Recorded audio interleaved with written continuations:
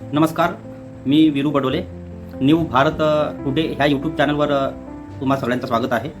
ज्यांनी ज्यांनी हा यूट्यूब चॅनल सबस्क्राईब नाही केला, माझी विनंती आहे की माझ्या यूट्यूब चॅनलला सबस्क्राईब करा. मित्रांनो, आज एक केस माझ्याकडे आलेली आहे, जे माझ्या एका मित्रांनी मला पाठवलेलं आहे. आणि ते केस अशी आहे की डॉक्टर बाबासाहेब आंबेडकरांवर एका व्यक्तीने टिप्पणी केलेली आहे आणि ती टिप्पणी खपून न घेणाऱ्यासारखी टिप्पणी आहे.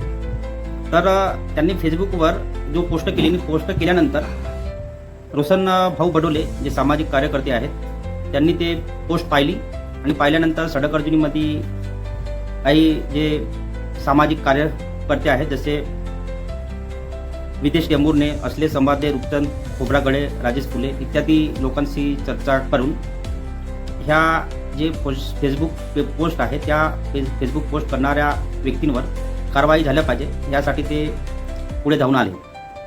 तर ते फेसबुक पोस्ट काय आहे हे तुम्हाला मी वाचून दाखवतो.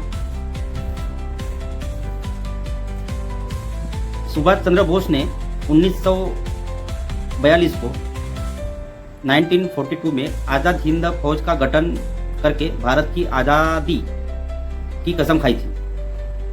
लेकिन उसी समय आम्बेडकर ने 1942 को ब्रिटिश शासन में मंत्री की शपथ लेकर देश को गुलाम बने रहने की शपथ खाई. त्याचं म्हणणं असं आहे की सुभाषचंद्र बोसने 1942 मध्ये आझाद हिंद सेनेची गठन करून त्यांनी भारताला आझादी देण्याचं शपथ खाल्ली होती, कसम खाल्ली होती. आणि 1942 मध्ये डॉक्टर बाबासाहेब आंबेडकर यांनी ब्रिटिश शासनमध्ये मंत्रिपदाची शपथ घेऊन भारताला गुलाम बने रहने की कसम खाल्ली, असं ह्या व्यक्तीने ते पोस्ट टाकली. तो व्यक्ती इतक्यावरच थांबला नाही, त्यांनी अजून पुढं काही लिहिलं, ते मी तुम्हाला सांगू इच्छितो. उस समय यानी जब डॉक्टर बी आर अम्बेडकर ने जब शपथ ली थी, मंत्रिपद की शपथ ली थी, उस समय सोने का दाम 6000 प्रति किलोग्राम था और अम्बेडकर को 4000 रुपये प्रति महीना मिल रहा था. आपको कौन पसंद है, खुद निर्णय करे. तर अशा प्रकारे महापुरुष डॉक्टर बाबासाहेब आंबेडकर यांच्या फोटोसह व्हिडिओ तयार करून व्हिडिओची पोस्ट फेसबुकवर प्रसारित केल्याचे निदर्शनास रोशन भाऊ बडोले यांच्या निदर्शनास आले आणि त्याच्यानंतर त्यांनी ती ॲक्शन घेतली. तर याची चौकशी केल्यानंतर असं निदर्शनास आलं की जे फेसबुक आयडी आहे ते हे दिनेश ब्राह्मणकर या नावाने फेसबुक आयडी ही खोटी असून तिचा वापरकर्ता गौरव बावनकर, राहणार कोसमतोंडी, तालुका सडक अर्जुनी, जिल्हा गोंदिया हा असल्याचे समजले.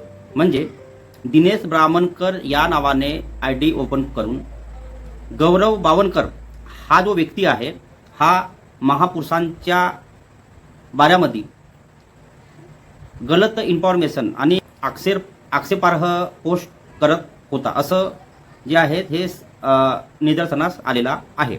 फुले शाहू आंबेडकरी विचारधारा जे मानणारे लोक आहेत त्यांना वाईट वाटलं की प्रकारचे त्यांनी व्हिडिओ टाकले आणि त्याच्यावर आता गुन्हा पण नोंद झालेला आहे. आणि गुन्हा नोंद झाल्यानंतर आता बघू आपण सोमवारपर्यंत काय त्याचा रिझल्ट येते आणि काय त्याच्यावर कारवाई होते ते आपण बघूया. तर जे काही इन्फॉर्मेशन असेल ते मी तुम्हाला व्हिडिओच्या माध्यमातून सांगण्याचा प्रयत्न करणार आहे. पण माझी विनंती आहे की माझ्या चॅनलला सबस्क्राईब करा. हे मी का म्हणत आहे, कुठलीही इन्फॉर्मेशन असो, जर मी माझ्या यूट्यूब चॅनलवर जर समजा एखादी इन्फॉर्मेशन जर टाकली आणि टाकल्यानंतर तुम्ही जर माझ्या ह्या यूट्यूब चॅनलचे जर सबस्क्रायबर असाल तर ती माहिती तुम्हाला क्षणातच माहीत होईल. आणि अशा प्रकारे जो आहे मॅसेज जो आहे ना, हा एका क्षणात हा मॅसेज जो आहे जेवढे सबस्क्रायबर आहेत सगळ्यांना तो पोहोचेल. कारण व्हॉट्सअप ग्रुप खूप असतात पण ग्रुपवरचे मॅसेज कोणी बघत नाही.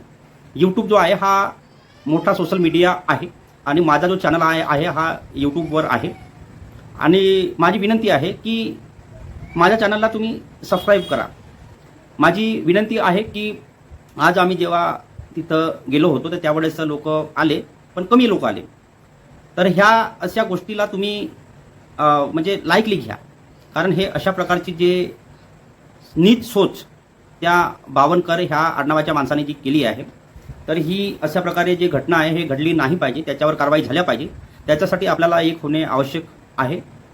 आणि मी विनंती करत आहो सगळ्यांना की काहीतरी संपर्क करण्याचा प्रयत्न करा, कारण सोमवारी आपल्याला माहिती होईल की तो मॅसेज त्यांना कुठून भेटला आणि कशाप्रकारे त्यांनी ते पोस्ट टाकली. म्हणजे त्याच्याविषयी त्यांनी जे आहे सत्य असत्य पलटण्याचा म्हणजे पडताळणीचा प्रयत्न त्यांनी केला नाही. तर तो व्यक्ती म्हणजे कोणत्या संघटनेशी होता आणि त्यासोबत त्याला कोणाच्या माध्यमातून तो मॅसेज भेटला, त्यांनी स्वतःहून तो मॅसेज बनवलं की कोणाच्या माध्यमातून भेटला, याची पण चौकशी होण्याची गरज आहे आणि ते सगळं काही होईल. धन्यवाद.